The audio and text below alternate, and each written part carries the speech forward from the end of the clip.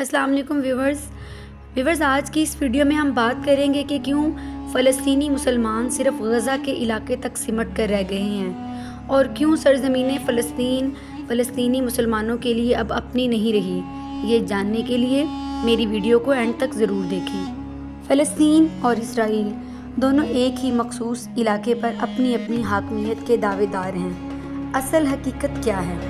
असल हकीकत यह है कि फ़लस्तीन मुल्क शाम के जनूब मगरबी हिस्से में वाक़ है, जो बहीरा रूम के साहिल पर आबाद है। फ़लस्तीन की तहज़ीब बहुत पुरानी तहज़ीबों में से एक है। तारीख़ का मुतालिया किया जाए तो मालूम होता है 11,000 साल पहले अर्ज़ फ़लस्तीन ही वो जगह थी जहाँ इंसान ने फसलें उगाना शुरू की और एक इंसानी बस्ती की शक्ल में ज़िंदगी गुजारने का आगाज़ हुआ। यहूद व नसारा अर्ज़ फ़लस्तीन को सरज़मीन मऊद कहते हैं। यहूदी ये दावा करते हैं कि आज से 3,000 साल पहले हज़रत मूसा अलैहिस्सलाम कौमी बनी इसराइल को लेकर यहाँ आबाद हुए थे, तो आपने यहाँ एक इबादतगाह की बुनियाद रखी थी। याद रहे कि बनी इसराइल कौम एक खाना बदोश कौम थी, इसलिए इनकी इससे पहले कोई मखसूस इबादतगाह न थी। जहाँ हज़रत दाऊद अलैहिस्सलाम और हज़रत सुलेमान अलैहिस्सलाम के ज़माने में अजीम हैकल बनाई गई थी।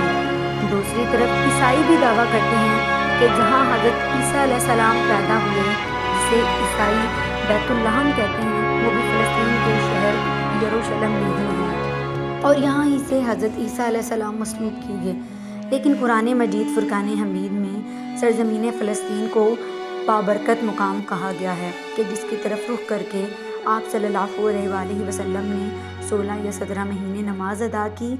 इसरा और महराज के मौका पर भी आप सल्लल्लाहु अलैहि वसल्लम मस्जिद हरम से बुराक के ज़रिए अल कुदस तशरीफ़ लाए और तमाम नबियों की इमामत फरमाई।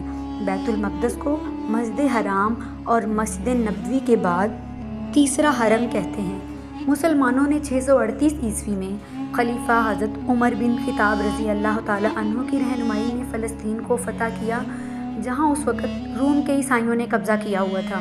हज़रत उमर रज़ी अल्लाह ताला अन्हु जब यरूशलेम तशरीफ़ लाए तो बिल्कुल उसी जगह पर एक मस्जिद तामीर करवाई, जहाँ से आप सल्लल्लाहु अलैहि वसल्लम सफ़रे महराज पर तशरीफ़ ले गए थे।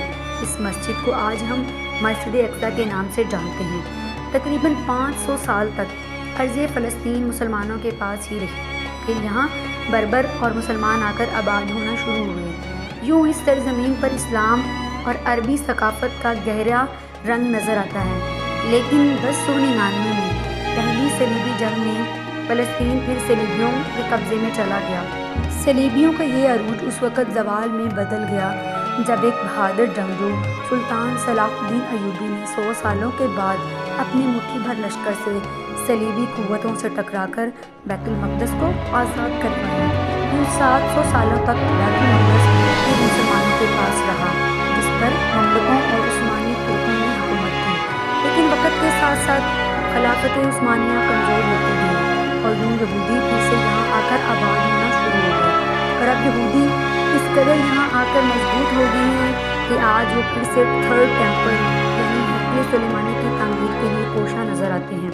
दरअसल हैकल सुलेमानी यहूदियों की वो इबादतगाह थी जिसे बख्त नसर और टाइटस रूमी नामी बादशाह ने 2 मरतबा तबाह बर्बाद कर दिया था और लातादाद यहूदियों का कत्लेआम किया था।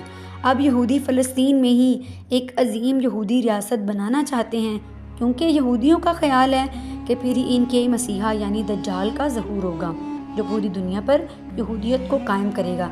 लेकिन सुल्तान अब्दुल हमीद ने अपने जीते जी यहूदियों को इस मंसूबे में कामयाब ना होने दिया। दरअसल हज़रत सुलेमान अलैहिस्सलाम के बाद यहूदी खाना बदोशों की तरह मुख्तलिफ ममालिक में फिरते रहे और 2000 साल तक इनका कोई अपना मुल्क ना था।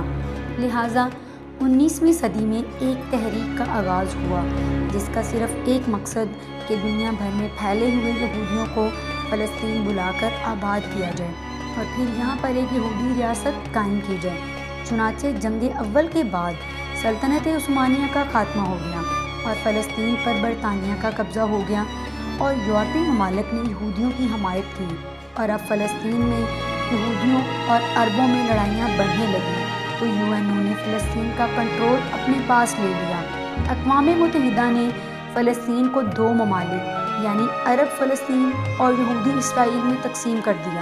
یوں اقوام متحدہ کی غیر منصفانہ تقسیم سے 1948 میں اسرائیل معرض وجود میں آیا اور یروشلم، جسے القدس بھی کہتے ہیں کیونکہ یہ 3 مذاہب کی مقدس جگہ ہے، اس کو یو نے اپنے کنٹرول میں ہی رکھا۔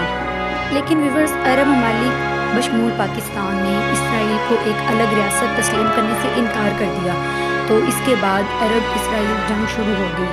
لیکن وقت گزرنے کے ساتھ ساتھ اسرائیل نے سارے عرب ممالک کی افواج کو شکست دی اور یوں تمام عرب ممالک نے ہتھیار ڈال دیے۔ اب اگر آج کی بات کی جائے تو اسرائیل نے جو علاقے فلسطین کو اقوام متحدہ نے دیے تھے، ان پر بھی قبضہ کرنا شروع کر دیا ہے اور 7 لاکھ معصوم فلسطینیوں کو بے گھر کر دیا۔ فلسطینی اس دن کو النکبہ یعنی تباہی کے دن سے یاد کرتے ہیں۔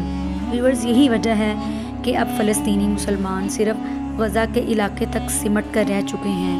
ارض فلسطین جو فلسطینی مسلمانوں کی اپنی سرزمین تھی، آج یہ سرزمین ان کے خون سے لال ہو چکی ہے۔